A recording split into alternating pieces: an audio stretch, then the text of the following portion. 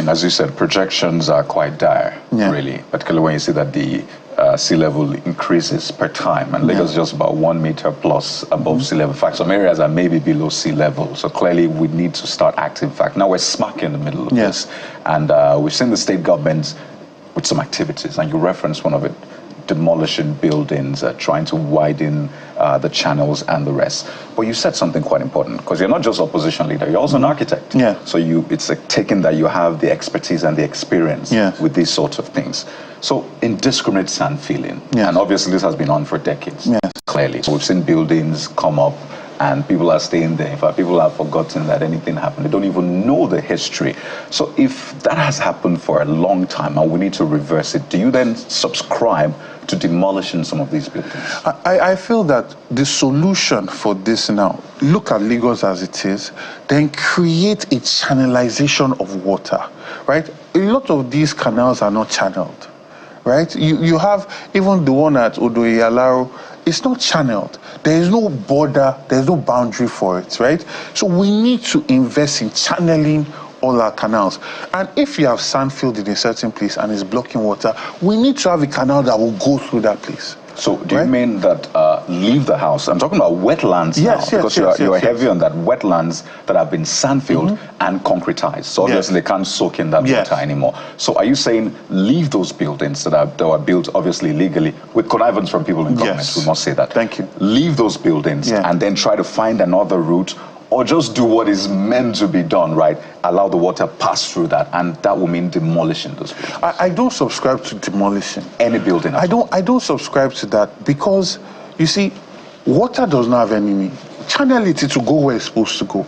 And I've also talked about bringing in a hydraulic system. The word I was looking for was dikes, right? So you have a dike, you have a water pump, you have that entire system that is pushing water out. So your dike is preventing the water from backflow, right? And you have these paths that are going all through the state, right? And then also then you now have to also then look at other areas that you still have potential for wetland protection and then create it. So you're not demolishing people's houses, because the fact of the matter is this: in Lagos State, people cannot get mortgage to build their houses. People save most of their wealth to be able to buy a house, and you just want to demolish it based on your incompetence in the last 24 years. Encouraging illegality as well. No, because if the government is complicit in an illegality, that questions the idea of it being illegal, right? If the government is not complicit, then you can talk about illegality.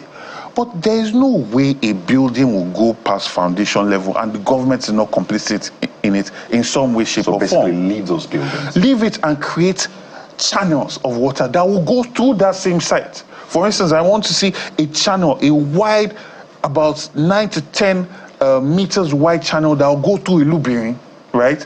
Have a dike, have pumps to get water out that's affecting. What if there's a building, Lagos Island, that is on the right of way of this channelization you're talking? Is it underground you're talking about here, or surface, so that we contextualize it properly? So for instance, right, you look at a building, right? There's always space around that building, right? So the idea first is, let's prioritize saving the building, but then let's also prioritize having a right of way for the water, right? So we don't just come there and just destroy. You can create a canal and cover it.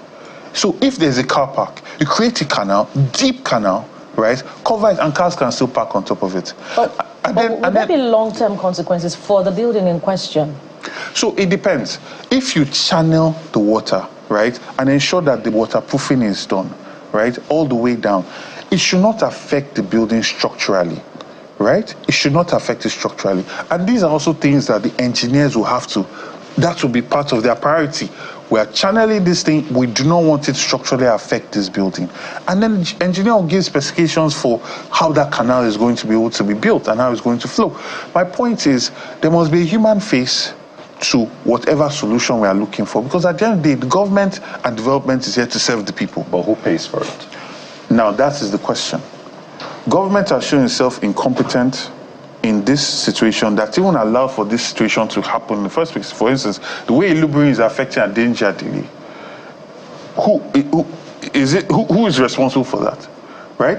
So it has to be a meeting of the two, right? There must be coming together and say, listen, we either destroy 5 units of real estate in your place, and this will be the cost of it, or we build a canal here.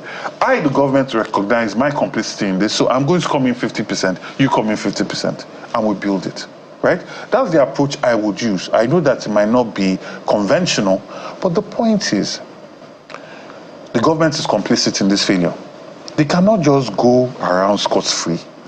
Civil servants that sign these things, people that give planning permission, people that watch, that were supposed to supervise, but did not supervise.